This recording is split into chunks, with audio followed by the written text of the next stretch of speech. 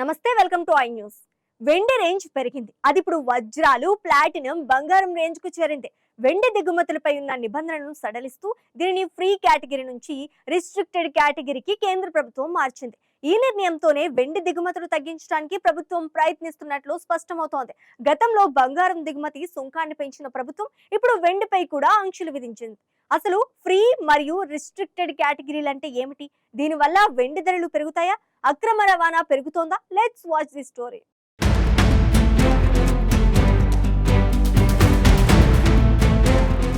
కేంద్ర ప్రభుత్వం వెండి దిగుమతులపై ఆంక్షలు విధించింది.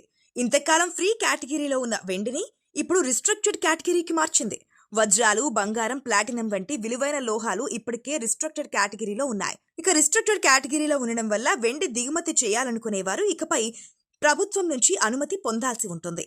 ఫ్రీ కేటగిరీలో ఉన్న వస్తువులను ఎటువంటి అనుమతి లేకుండానే దిగుమతి చేసుకోవచ్చు. కానీ రిస్ట్రిక్టెడ్ కేటగిరీలో ఉన్న వస్తువులను దిగుమతి చేసుకోవాలంటే ప్రభుత్వం నుంచి ముందస్తు అనుమతి అవసరం. బంగారం, వెండి కంటే విలువైన వజ్రాలు, ప్లాటినం ప్రస్తుతం రిస్ట్రిక్టెడ్ కేటగిరీలోనే ఉన్నాయి.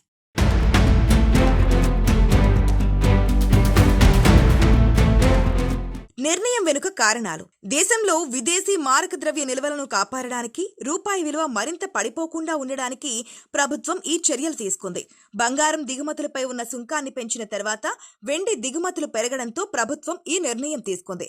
ప్రస్తుతం రిస్ట్రిక్టెడ్ కేటగిరీలో బంగారం, వెండి, వజ్రాలు, ప్లాటినం వంటి విలువైన లోహాలతో పాటు మరికొన్ని వస్తువులు కూడా ఉన్నాయి. వెండి ధరలు పెరుగుతాయా? ప్రభుత్వ నిర్ణయం ఫలితంగా వెండి ధరలు పెరిగే అవకాశం ఉంది. ఎందుకంటే దిగుమతులు తగ్గడంతో వెండి సరఫరా తగ్గుతోంది. ఇది ధరలను పెంచుతోంది. వెండిని కేవలం ఆభరణాల కోసమే కాకుండా పరిశ్రమల్లో కూడా వాడుతారు.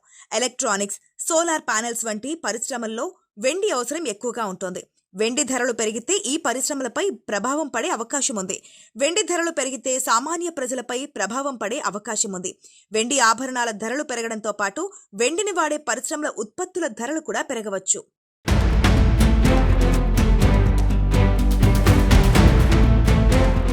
బంగారం, వెండి మరియు వజ్రాల వంటి విలువైన లోహాలపై పన్నులు పెంచినప్పుడు లేదా ఆంక్షలు విధించినప్పుడు లీగల్ మార్గంలో వచ్చే లాభం కంటే పన్నులు ఎగ్గొట్టు తెచ్చే లాభం ఎక్కువగా ఉంటుంది. అందుకే ఇలాంటి సమయాల్లో అక్రమ రవాణా భారీగా పెరిగే అవకాశం ఉంటుంది.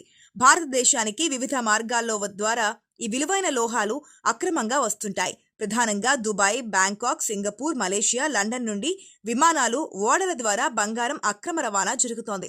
ఇవి కాకుండా మయన్మార్, బంగ్లాదేశ్, నేపాల్ సరిహద్దుల గుండా రోడ్డు మార్గంలో భారత్లోకి ప్రవేశిస్తోంది.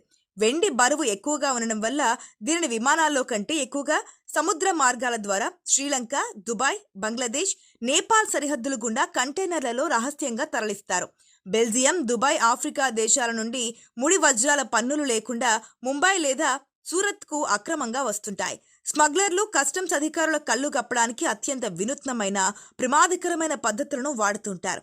బంగారాన్ని పేస్ట్లా మార్చి క్యాప్సూల్స్ రూపంలో కడుపులో లేదా మలద్వారం ద్వారా శరీరంలో దాచుకుని విమానాల్లో వస్తూ ఉంటారు. మిక్సీలు, స్పీకర్స్, ఐరన్ బాక్సులు, ల్యాప్టాప్ బ్యాటరీల లోపల ఉన్న భాగాల స్థానంలో బంగారం, వెండిని అమర్చి తెస్తారు.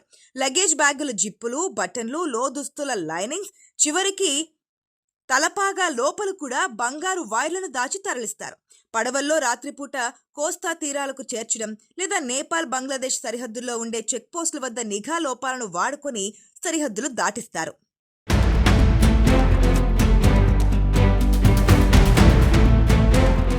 వినియోగదారుడికి లాభమా, నష్టమా? ఇది ఒకవైపు వినియోగదారుడికి స్వల్పకాలిక లాభంగా అనిపించినా దీర్ఘకాలంలో పెద్ద నష్టమే తెచ్చిపెడుతోంది.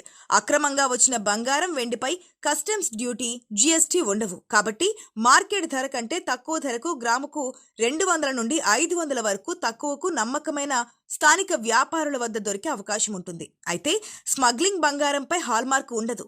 అది ఎంతవరకు స్వచ్ఛమైనదో చెప్పలేం. క్యారెట్లలో మోసం జరిగే అవకాశం ఎక్కువ. పక్కా బిల్లు లేకపోవడం వల్ల భవిష్యత్తులో దానిని తిరిగి అమ్మాలన్నా లేదా ఎక్స్చేంజ్ చేయాలన్నా కష్టమవుతోంది. పైగా ఐటీ దాడులు జరిగినప్పుడు చిక్కుల్లో పడాల్సి ఉంటుంది.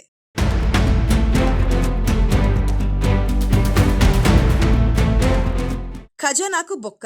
బంగారం, వెండి లాంటివి అక్రమంగా దిగుమతి అయితే ప్రభుత్వానికి వచ్చే కోట్లాది రూపాయల కస్టమ్స్ సుంకం, 5% జీఎస్టీ ఆదాయాన్ని ప్రభుత్వం కోల్పోతోంది. స్మగ్లింగ్ ద్వారా వచ్చే డబ్బు అంతా నగదు రూపంలోనే చెలామణి అవుతోంది. దీనివల్ల దేశంలో నల్లధనం పెరిగిపోతోంది. స్మగ్లింగ్ ద్వారా వచ్చే లాభాలు చాలా వరకు హవాలా మార్గాల ద్వారా దేశ వ్యతిరేక శక్తులకు, ఉగ్రవాద సంస్థలకు లేదా డ్రగ్స్ మాఫియాకు చేరుతాయి. ఇది దేశ భద్రతకే ప్రమాదకరం. విదేశీ మారక ద్రవ్యాన్ని కాపాడడానికి ప్రభుత్వం తీసుకునే ఆంక్షల నిర్ణయం మంచిదే అయినప్పటికీ కస్టమ్స్ మరియు కోస్ట్ గార్డ్ విభాగాల నిఘా అత్యంత కఠినంగా లేకపోతే పన్నుల పెంపు అనేది స్మగ్లర్లకు లాభంగా మారి ప్రభుత్వ ఖజానాకు మరియు దేశ భద్రతకు పెద్ద ముప్పుగా పరిణమిస్తోంది.